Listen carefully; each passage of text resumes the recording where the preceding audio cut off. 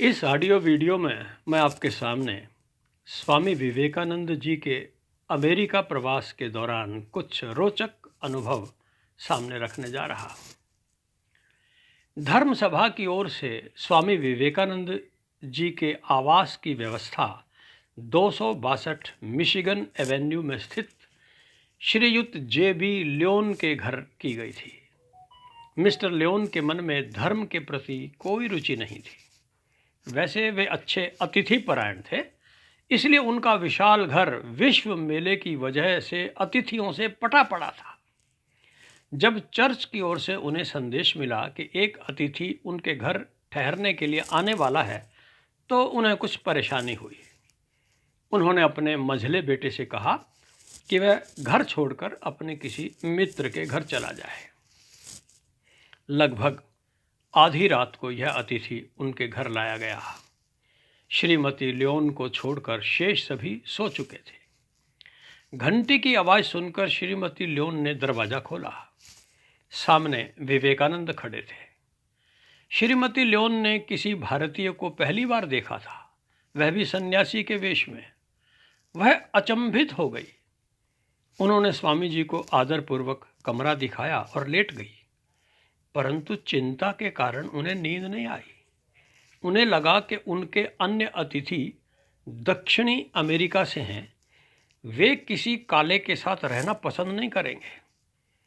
सुबह उठते ही उन्होंने यह चिंता मिस्टर लियोन के सामने प्रकट की और सुझाव दिया कि क्यों ना इस अतिथि को किसी होटल में रखा जाए।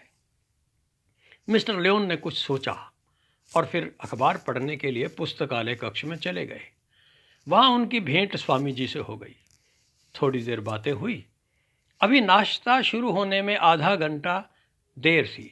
वे आकर अपनी पत्नी से बोले, सुनो एमिली, ये सारे अतिथि जहाँ कहीं जाते हों जाएं, मैं इस भारतवासी को कहीं नहीं जाने दूंगा।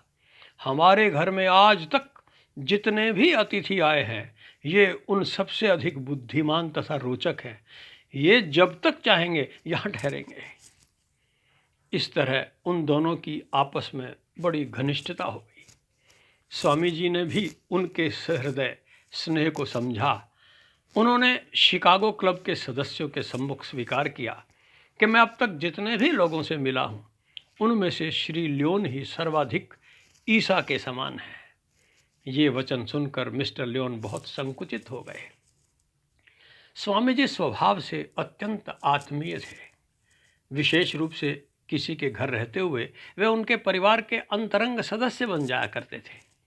शिकागो की श्रीमती हेल के यहाँ उनका बहुत मन लगा।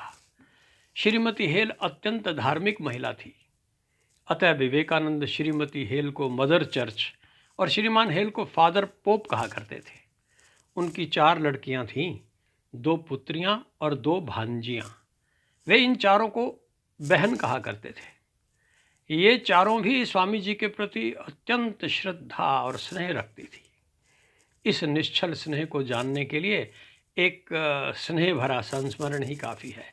एक दिन एक लड़की से विवेकानंद जी ने चाकू मांगा। कहा, रसोई से चाकू ले आओ। हैरान होकर लड़की बोली, स्वामी जी आप चाकू से किसे काटेंगे? स्वामी जी बोले, देखो तुम्हारे अमेरिका के नाई तो मेरे पैर के नाखून काटते नहीं, सो मैं ही काटूंगा, तुम चाकू ले आओ। लड़की बोली, स्वामी जी चाकू से थोड़ी नाखून कटते हैं, लाइए मैं काट देती हूँ। यह कहकर वह नाखून काटने के उपकरण लाई। उसने स्वामी जी के जूते और मोजे उतारे और पाँव के नाखून काट दिए। अब विनोद पूर्वक बोली, स्वामी जी नाखून काटने के बदले मुझे कम से कम $1 तो मिलना ही चाहिए। अगर नाई काटता तो कम से कम $3 या $4 लेता। स्वामी जी कहाँ चूकने वाले थे, बोले, बिटिया महापुरुषों के चरण छूने से सौभाग्य मिलता है, पोप के चरण छूने के लिए पैसे देने पड़ते हैं कि नहीं? वो बोली, बाप रे, और फिर हंसते हुए नाचने की मुद्रा में दौड़ गई। इन्हीं दिनों की बात है। Swami ji George W hello के मकान में ही रह रहे थे। वे अक्सर टहलने और धूप सेवन के लिए लिंकन पार्क चले जाया करते थे। यह पार्क उनके घर के ही पास था। उस पार्क में से एक महिला अपनी 6 वर्षीय बच्ची के साथ रोज गुजरा करती थी। उसे बाजार से सामान खरीदना होता था, बच्ची के साथ सामान लेते हुए उसे परेशानी होती थी। वह देखा करती थी कि स्वामी जी रोज़ जहाँ पार्क में बैठे रहा करते हैं। एक दिन वह महिला उनके पास आई, बोली, मुझे बाजार से कुछ सामान लेना है, क्या आप कुछ समय के लिए मेरी बच्ची को संभाल लेंगे? स्वामी जी ने कहा, क्यों नहीं। महिला वापस आई तो बेटी भी खुश थी। अब यह सिलसिला कई दिनों तक चला। फिर स्वामी जी वहाँ से लौट गए। 9 वर्ष बाद जब बेटी 15-16 सालों की हुई तो माँ ने बेटी को स्वामी जी का चित्र देते हुए कहा, क्या तुम अपने इस मित्र को जानती हो? बेटी बोले, हाँ, ये कानंद है। वह विवेकानंद को कानंद ही समझ सकी थी।